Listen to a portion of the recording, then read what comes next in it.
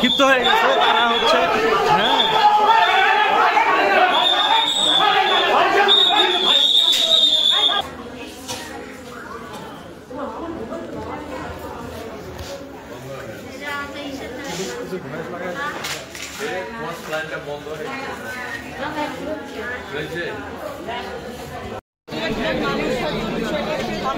Influence করতেছে madam নগর সিংহ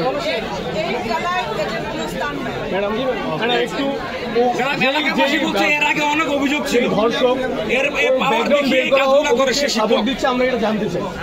দ্বিতীয়ত যে আমাদের পূর্ববর্তী 19 সালে সুমনা হত্যার যে ঘটনাটা হচ্ছিল আমাদেরকে এইভাবে আশ্বাস দেওয়া হয়েছিল যে পরবর্তীতে বিচার তদন্ত হবে।